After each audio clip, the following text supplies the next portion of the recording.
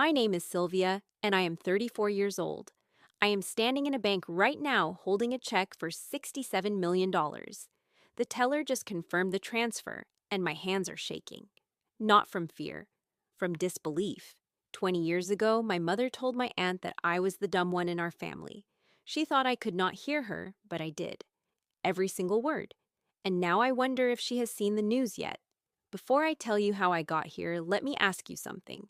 Where are you watching from today? Drop your city or country in the comments below. And if you have ever been underestimated by someone who was supposed to love you, hit that like button right now. Subscribe if you want to hear how I turned their doubt into my greatest fuel. Now, let me take you back to where it all began. I grew up in a modest house in Connecticut, the kind with a white picket fence and neighbors who waved every morning. From the outside, we looked like the perfect American family. My father, Raymond, was 58 years old and taught mathematics at Yale. He was the kind of man who believed that numbers held the answers to everything. If you could not solve an equation, you were not trying hard enough. My mother, Patricia, was 55 and worked as an internal medicine physician at a hospital in New Haven. She saved lives for a living, which made her think she knew exactly how everyone should live theirs. Then there was my sister, Margot. She was 4 years older than me, and from the moment I can remember, she was everything I was not. Margot got straight A's without breaking a sweat. She won science fairs, spelling bees, and debate competitions. Teachers adored her. My parents worshipped her.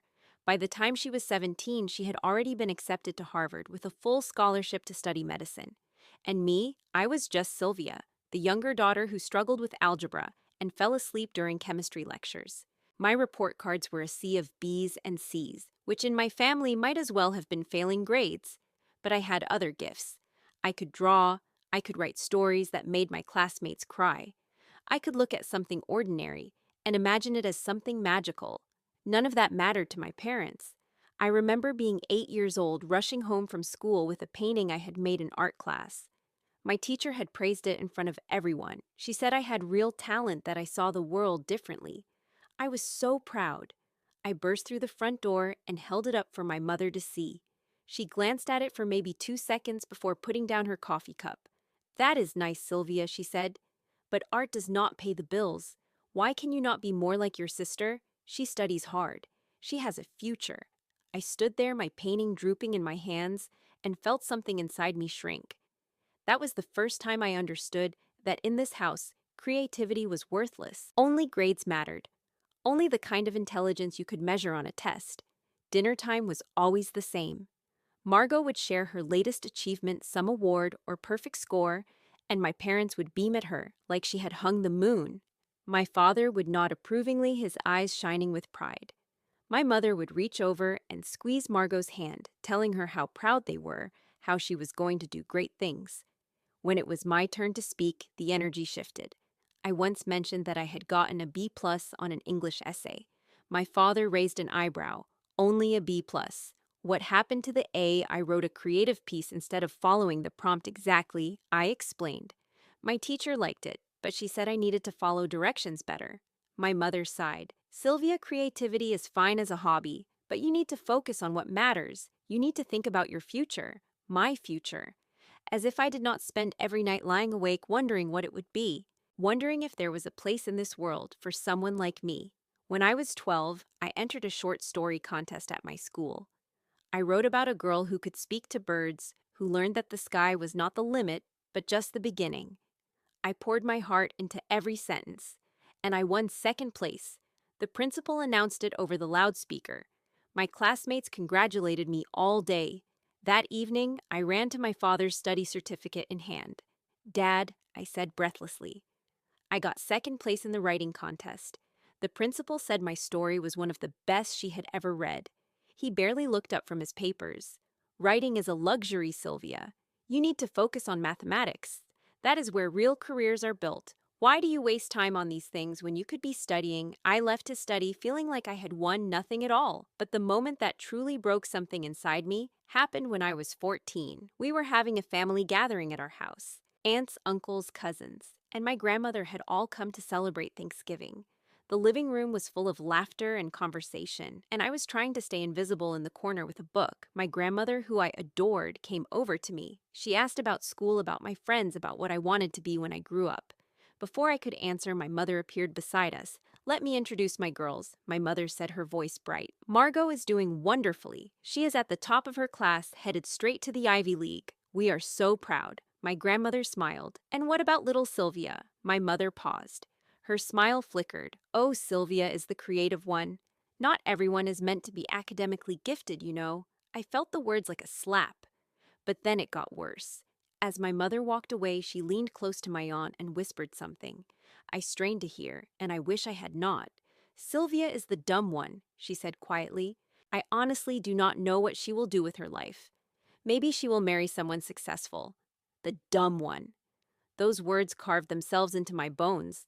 I carried them with me for years, a weight I could never seem to put down. High school did not get any easier. I continued to be average in the subjects my parents valued and exceptional in the ones they ignored. I joined the school newspaper, where I wrote articles and designed layouts. For the first time, I felt like I belonged somewhere. But at home, nothing changed. Margot graduated as valedictorian. She gave a speech that made half the auditorium cry. My parents recorded every second on their camcorder. That summer, she packed her bags for Harvard, and the house felt emptier without her. I thought maybe with her gone, my parents might finally see me. I was wrong. If anything, her absence made the comparisons worse. Phone calls with Margot became the highlight of every week. My mother would light up the moment she heard Margot's voice. And after hanging up, she would look at me with something like disappointment. "Your sister is excelling at Harvard," she would say. "She is meeting professors, networking, building her future." "What are you doing, Sylvia?" "Doodling in your notebook." I was not just doodling. I was dreaming, sketching ideas for businesses, writing copy for imaginary advertisements, creating worlds in my head where creativity was currency and people like me thrived. But I could not explain that to her. She would not have understood. My only real friend during those years was a girl named Harper. She sat next to me in English class, and we bonded over our shared sense of being outcasts. Harper was brilliant at music. She played guitar and wrote songs that made you feel like she could see inside your soul. But her parents wanted her to be a lawyer. They called music a waste of time. "Sound familiar?" Harper and I would sneak away to the library during lunch, sharing our dreams in hushed voices. She wanted to play her songs in front of thousands of people. I wanted to build something with my hands and my mind, something that would prove everyone wrong. We promised each other that one day we would escape. We would become who we were meant to be. When Margot graduated from Harvard with honors, my parents threw her a party that could have been a wedding reception. Over 100 guests, catered food, a live band. My father gave a speech that lasted 15 minutes, calling Margot the greatest achievement of their lives. I sat at a table in the back, watching my family celebrate everything I was not. No one asked me to speak. No one asked me how my senior year was going. I was invisible in my own home. During his speech, my father said something that stuck with me. "Margot is proof that hard work and intelligence lead to success. She is the pride of this family." I looked down at my plate and wondered if I would ever be anyone's pride. When it came time to apply to colleges, I knew I would not get into any Ivy League school. My grades were decent, but unremarkable. My test scores were average. I applied to several universities, but was only accepted into a community college nearby. When I told my parents, the disappointment on their faces was suffocating. "A community college," my mother repeated, her voice flat. "This is what we raised you for." I tried to explain that I wanted to study graphic design and marketing, that I had a plan, that I could see a future for myself that did not involve memorizing textbooks. She cut me off. "Graphic design, marketing. Those are not real careers, Sylvia. You are going to fail, and then you will come crawling back to us for money. Mark my words." My father was even more direct. "If you choose this path, do not expect us to support you financially. You are on your own, on my own." The words should have terrified me. Instead, they felt like freedom. I was 19 years old when I packed everything I owned into 2 suitcases. Harper had graduated too, and we decided to rent a tiny apartment together on the outskirts of Hartford. The place was small, barely 600 square feet, with water stains on the ceiling and a stove that only worked half the time. But it was ours. My family almost completely cut me off after I moved out. My parents rarely called, and when they did, it was only to remind me of my mistakes. The only one who reached out occasionally was Margot, but even her calls felt condescending. "How are you holding up, Sylvia?" she would ask, her voice dripping with pity. "Do you need money? I know things must be hard for you." I always said no, even when things were hard. Even when I was eating ramen noodles for the fifth night in a row, I would rather have starved than admit she was right about me. Those first years in Hartford tested everything I had. I worked at a coffee shop 6 days a week. My shifts started at 5 in the morning, which meant waking up at 4, stumbling through the dark streets with sleep still clinging to my eyes. The customers were often rude, the tips were inconsistent, and my feet ached by noon. But I needed every dollar I could get. After work, I would come home exhausted. Harper would be practicing her guitar in the corner of our living room, her fingers moving across the strings while I collapsed on the couch. Most people would have turned on the television and checked out, but I did not have that luxury. I had a dream to chase. Every evening, I sat in front of my old laptop, the one I had bought secondhand for $200. It was slow and crashed frequently, but it was all I had. I enrolled in free online courses for graphic design. I watched YouTube tutorials until my eyes burned. I practiced on free software, creating logos and posters for imaginary companies. Some nights, I stayed up until 2 in the morning, only to wake up 3 hours later for my shift. After about a year of teaching myself, I finally felt ready to take on real work. I created a simple portfolio website using a free template. It was not fancy, but it showed what I could do. Then I started reaching out to small businesses in the neighborhood, offering my services at rock-bottom prices. My first paid project was a logo for a small bakery 3 blocks from our apartment. The owner, a kind woman named Mrs. Patterson, needed something simple for her business cards and shop window. She paid me $150. To most people, that might seem like nothing. To me, it was everything. Proof that someone would pay for my work. Proof that maybe my parents were wrong. I took on more small projects. A menu design for a pizza place, posters for a local concert, business cards for a plumber. Each job paid a little more than the last. I started building a reputation one satisfied client at a time. Then, on an ordinary Tuesday afternoon, everything changed. I was working my usual shift at the coffee shop when a man walked in. He was in his mid-40s, with graying hair and kind eyes.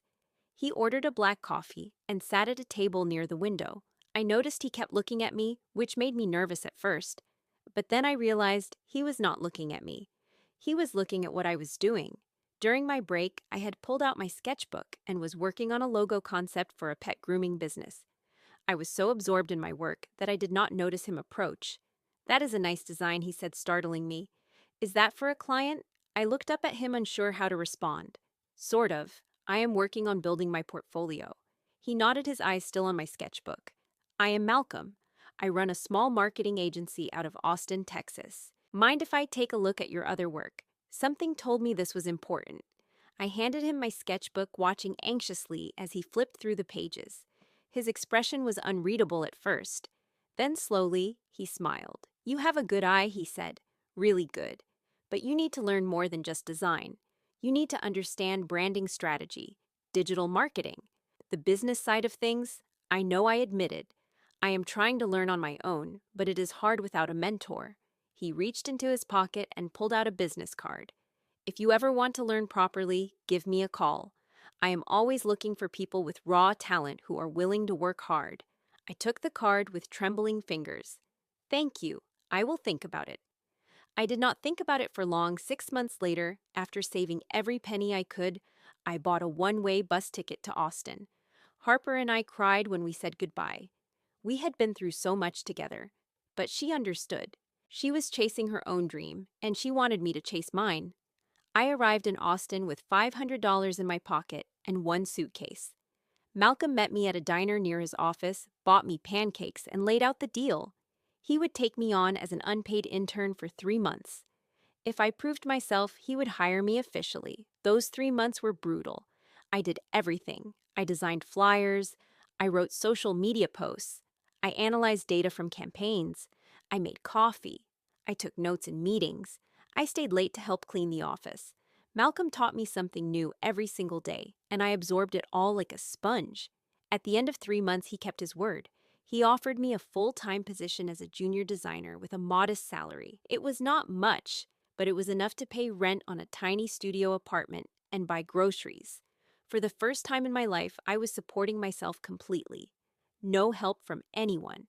During my second year at the agency, something shifted in my thinking. I noticed a problem that kept coming up with our clients. Small businesses needed marketing materials, but they could not afford to hire designers or agencies. They would try to create things themselves, and the results were usually terrible. Pixelated logos, clip art flyers, social media posts that looked like they were made in 1999.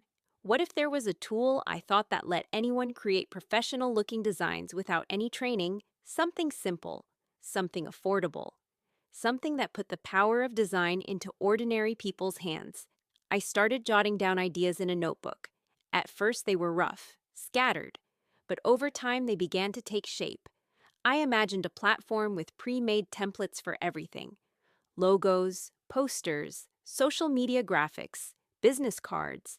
Users could drag and drop elements, change colors, add their own text. No design skills required. I called it BrandSpark. I did not know it yet, but that idea was going to change my life forever. After 2 years of learning everything I could at Malcolm's agency, I knew it was time to take the leap. I had saved $12,000, which felt like a fortune to me at the time. I quit my job thanking Malcolm for everything he had taught me and threw myself into building BrandSpark. The first step was finding someone who could turn my vision into reality. I needed a developer, someone who could write the code that would bring BrandSpark to life. I hired a freelance programmer online. He charged me $8,000 to build a basic prototype. It was buggy and incomplete, but it was a start. Then I met Derek. It happened at a startup networking event in downtown Austin. I was standing nervously by the refreshment table holding a cup of punch and trying to look like I belonged. A man approached me, tall with sharp features and an easy smile. He introduced himself as Derek, a tech entrepreneur who had worked at several startups before striking out on his own. When I told him about BrandSpark, his eyes lit up. He said it was brilliant. He said he could see the potential. He said he wanted to be part of it. I was hesitant at first. Taking on a partner meant giving up control, but Derek made compelling arguments. He had technical skills I lacked. He had connections to investors. Together, we could move faster and farther than I ever could alone. We drew up a partnership agreement. I would own 60% of the company, and Derek would own 40%. I would handle design, marketing, and sales. He would handle technology and product development. We shook hands, and BrandSpark became a real company. For the next several months, we worked around the clock. I designed templates and user interfaces. Derek hired a small team of developers and oversaw the construction of our platform. We argued constantly about features and priorities, but we made progress. Slowly, BrandSpark began to take shape. We launched our beta version on a Thursday morning. Within the first week, we had 500 users. Within the first month, we had 2,000. People loved the simplicity. They loved how easy it was to create something that looked professional. The feedback was overwhelmingly positive. Then came the email that changed everything. A venture capital firm called Horizon Ventures reached out. They had heard about BrandSpark and wanted to meet. Their offer was staggering: $2 million in exchange for a small equity stake. They valued our company at $10 million. I had gone from being the dumb one to running a $10 million company in just a few years. I was ecstatic. Derek and I celebrated at a bar downtown, toasting to our future. We were about to be funded. We were about to explode. 1 week before our meeting with Horizon Ventures, I was working late at the office. Derek had left hours earlier, saying he had a personal errand. I was alone reviewing our pitch deck for the 100th time. Then I heard his voice. At first, I thought I was imagining it. But no.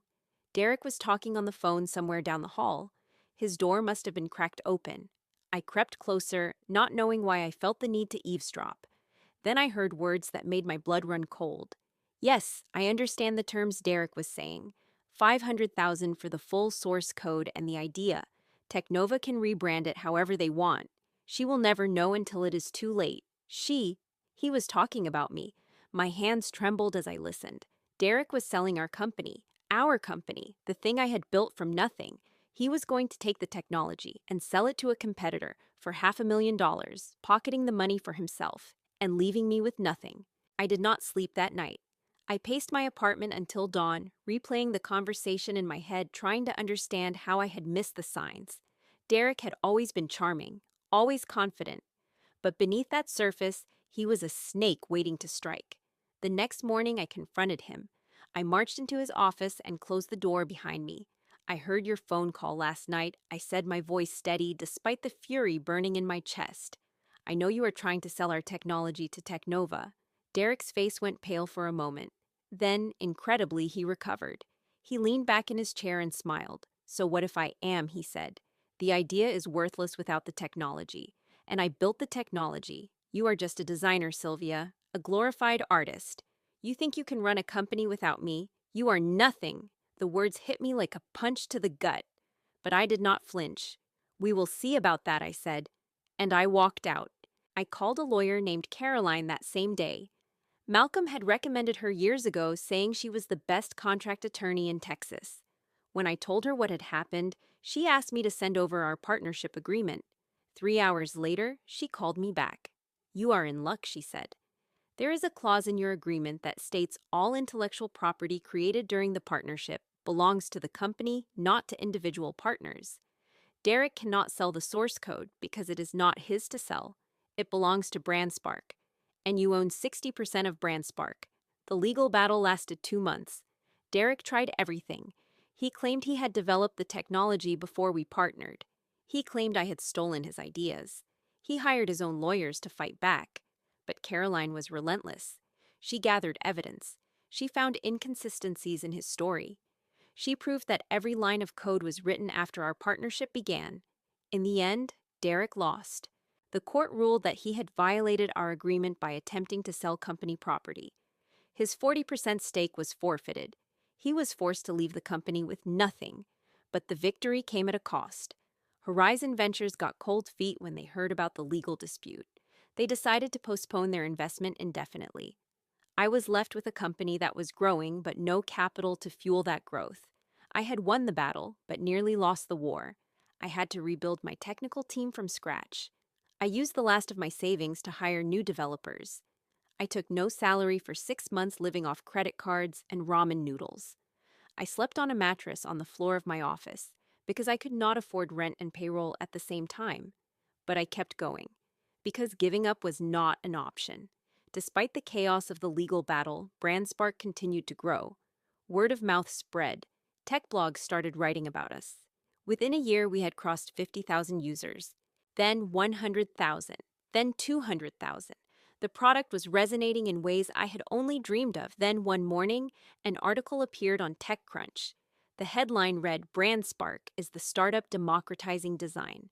The story talked about our mission, our growth, our potential. It called me a visionary founder who was changing how small businesses approached marketing. For the first time in my life, I felt seen. But I was not the only one who saw the article. My phone rang that afternoon. I did not recognize the number, but something made me answer.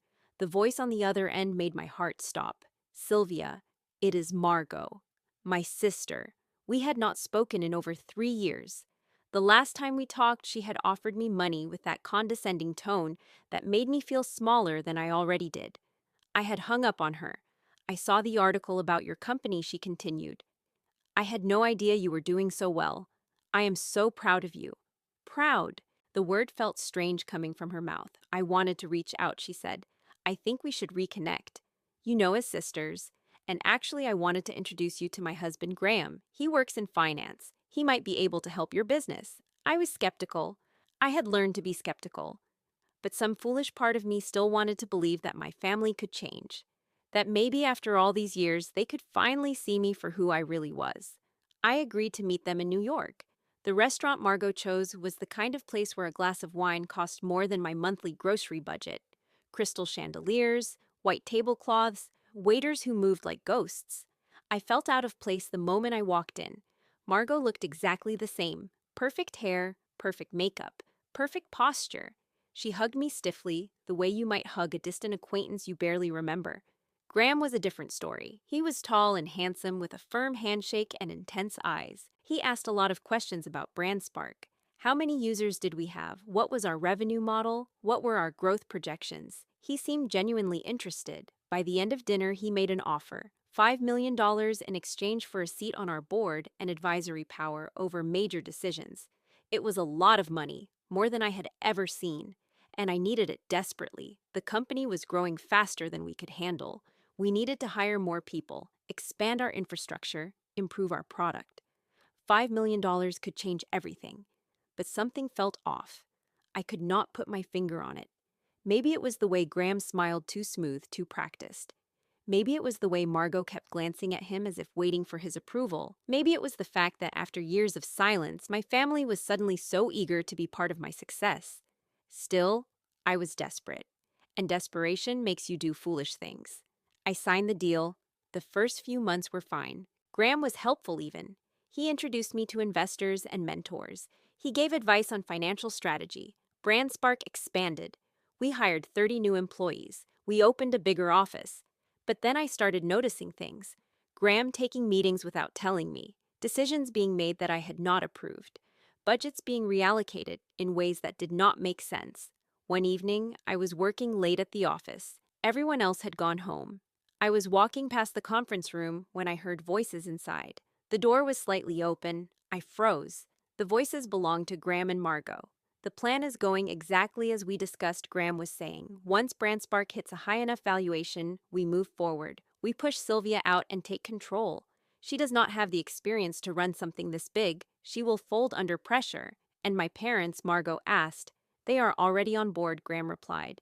They invested through my fund, anonymous of course. When this pays off, it will be a family victory. Margot, you can take credit for saving your little sister's company, Margot laughed. A cold, familiar sound that transported me back 20 years. She has always been the dumb one, Margot said. She has good ideas, but she does not know how to keep them. We are doing her a favor, really. I stood in that hallway, unable to move, unable to breathe. My parents, my sister, my own family, they were not trying to reconnect. They were trying to steal everything I had built. I did not confront them that night. I was too shocked, too devastated. I went home and cried until there were no tears left. Then I got angry. The confrontation came a week later, at a family dinner Margot had organized at her apartment. My parents were there, Raymond and Patricia, acting warmer toward me than they had been in decades. Now I understood why. Before the main course arrived, I stood up. I know what you are planning, I said. My voice was calm, but carried across the table like a blade. I know about the investment through Graham's fund. I know you want to push me out and take my company. The room went silent. Margot's face drained of color. Graham's jaw tightened. My parents exchanged glances. My mother spoke first, her tone icy. Sylvia, you are overreacting. We were only trying to help you. Help me, I repeated. By plotting behind my back, by planning to steal what I built from nothing, my father leaned forward. We are protecting the family's interests. For 30 years, you called me the dumb for 30 years. You called me the dumb one. You made me feel worthless. And now you want to take the one thing I created on my own. Margot finally spoke. Sylvia, be reasonable. You are emotional right now. We can talk about this later. No, I said. We are done talking. I am going to fight you. And I am going to win. I walked out of that apartment and into the cold New York night. Behind me, I heard my mother calling my name. I did not look back. I flew back to Austin the next morning and went straight to Caroline's office. I told her everything. Every word I had overheard. Every suspicion I had. She listened carefully, then got to work. Over the next several weeks, she dug into every document, every contract, every financial record related to Graham's investment. What she found was damning. Graham had violated securities regulations. He had failed to disclose that my parents were investing through his fund, which constituted a conflict of interest. He had made decisions about the company without proper board approval. He had hidden financial relationships that should have been transparent. We had him. I began gathering additional evidence, emails, meeting notes, recorded phone calls legally obtained through company policy that required notification of recording. I reached out to former employees of Graham's firm, people who had been burned by him before. They were eager to help. When I had everything I needed, I called an emergency board meeting. The conference room was tense. Graham sat at one end of the table, confident as ever, clearly unaware of what was coming. The other board members, independent investors who had joined us after Derek's departure, sat along the sides. I stood at the head of the table and presented my evidence. Slide after slide, email after email. The room grew quieter with each revelation. Graham's face shifted from confusion to concern to outright panic. When I finished, I looked directly at him. "You tried to steal my company," I said. "You manipulated my family to help you do it. You broke the law, and now you are done." The vote was unanimous. Graham was removed from the board immediately. His investment was nullified due to the undisclosed conflicts and legal violations. He would be required to repay any returns he had received, and he faced potential criminal charges for securities fraud. Word spread quickly through the financial world. Graham's reputation was destroyed. His career collapsed. Margot filed for divorce within 3 months. As for my parents, they never apologized. They simply disappeared from my life. I heard through distant relatives that they blamed me for the scandal. They said I had humiliated the family, but I did not care anymore. I had stopped needing their approval long ago. With Graham gone, I needed new investors. But this time, I was not desperate. The legal battle had attracted attention, and the story of a founder who had stood up to corruption resonated with people. Horizon Ventures came back with a new offer, $10 million at a higher valuation than before, with terms that gave me more control than ever. Another firm, Summit Capital, also wanted in. They offered $15 million.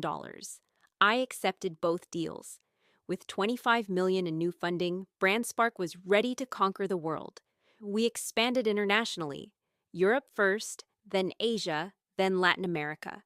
Our user base exploded, 1 million users, then 5 million, then 20 million. Tech giants started paying attention. Google, Microsoft, Adobe, they all wanted to acquire us. I turned them all down. I was not ready to let go, not yet. 3 years after the confrontation with my family, BrandSpark had become one of the most successful design platforms in the world. We had 50 million users across 120 countries. Our annual revenue was approaching $200 million. Every major business publication had featured our story. Then the call came. A tech conglomerate I will not name made an offer, $200 million to acquire BrandSpark outright. They loved our technology, our user base, our brand. They wanted to integrate us into their ecosystem. I considered it carefully. This was not like the earlier offers. This was the right time, the right price, and the right partner. BrandSpark would continue to grow under their umbrella, and I could finally step back. I said yes. The deal closed on a Tuesday. The lawyers shook hands. The documents were signed. And then came the moment that brought me to where this story began. I was standing in a bank holding a check for $67 million. That was my share after taxes and legal fees and all the other things that eat into these numbers. $67 million. More money than I had ever imagined. The bank teller looked at me with wide eyes as she processed the deposit. She asked if everything was okay. I told her yes. Everything was more than okay. As I walked out of that bank, my phone buzzed. It was a text from a number I did not recognize. But I knew who it was from. "Sylvia, congratulations on the sale. We always knew you could do it. We are proud of you. Love, Mom and Dad." I stared at the message for a long time. They were proud now that I had proven them wrong in the most undeniable way possible. Now that my success was impossible to ignore, I did not respond. Instead, I deleted the message and kept walking. The months after the sale were strange. For so long, my entire identity had been wrapped up in BrandSpark. Now, for the first time in years, I had nothing I needed to do. No emails to answer, no meetings to attend, no fires to put out. I traveled. I went to Italy and spent 3 weeks wandering through Rome and Florence and Venice. I went to Japan and found peace in the quietness of ancient temples. I hiked through the mountains of New Zealand and felt smaller than I had ever felt before, in the best way possible. When I returned home, I reconnected with Harper. She had made it. She was a successful indie musician now with a loyal following and albums that had changed people's lives. We met in Nashville and spent a weekend together laughing and crying and remembering the 2 scared girls we used to be. I also started a foundation. I called it Spark Forward. It provides grants and mentorship to young people from difficult backgrounds who want to pursue creative careers. kids who are told they are not smart enough, kids who are dismissed because they do not fit the mold, kids like me. And finally, about a year after the sale, I saw Margot again. She reached out through a mutual friend asking if we could meet. Part of me wanted to say no. Part of me wanted to leave that chapter of my life closed forever. But another part, a part I did not fully understand, needed closure. We met at a quiet restaurant in Boston halfway between our worlds. She looked older, tired. The divorce and the scandal had taken their toll. I am sorry, she said before I could even sit down. For everything. For how I treated you growing up. For what Graham and I tried to do. For all of it. I sat across from her and studied her face. I searched for the coldness I remembered, the superiority. But all I saw was a woman who had made terrible mistakes and was finally facing them. I do not know if I can forgive you completely, I said, honestly. What you did hurt me more than you will ever understand. But I have learned something over these past few years.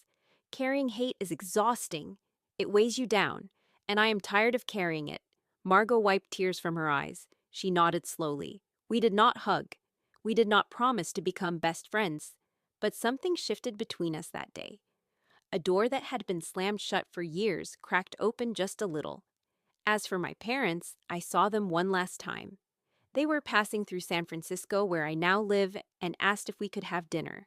I agreed more out of curiosity than anything else. The dinner was awkward. My father talked about his retirement. My mother talked about her garden. Neither of them mentioned the scandal or the messages they had sent after my success.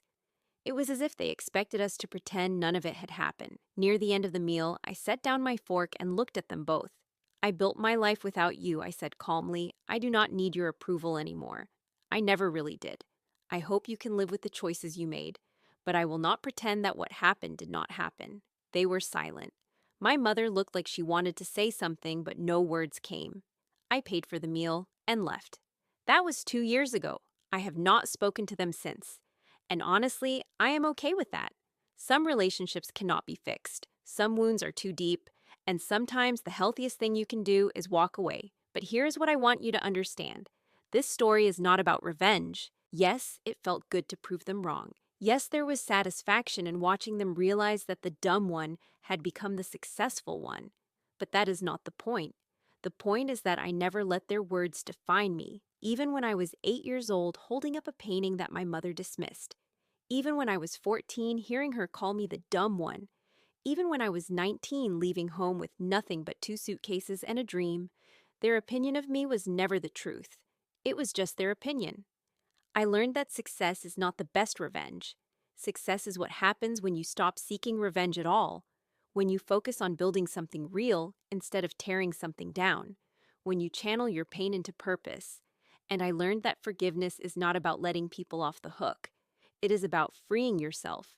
I chose not to hate my family, not because they deserved forgiveness, but because I deserved peace. Today, I am sitting in my apartment in San Francisco looking out at the bay.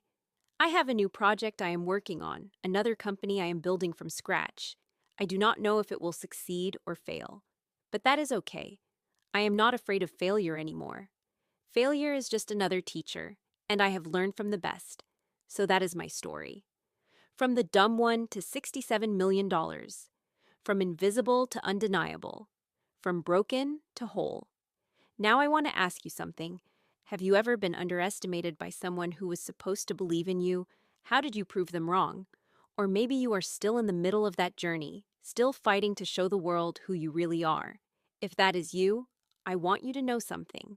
You are not dumb. You are not worthless. You are not what anyone else says you are. You are exactly who you choose to become. Thank you for listening to my story. If it touched you in any way, please leave a comment below and share your own journey. I read every single one, and I would love to hear from you. Hit that like button if you believe that the people who doubt you do not get to write your story. Subscribe to this channel if you want more stories of resilience and triumph. And share this video with someone who needs to hear it today. Someone who is being told they are not enough. Someone who needs to know that their moment is coming. Take care of yourselves, believe in yourselves, and never ever let anyone tell you that you are the dumb one. Until next time.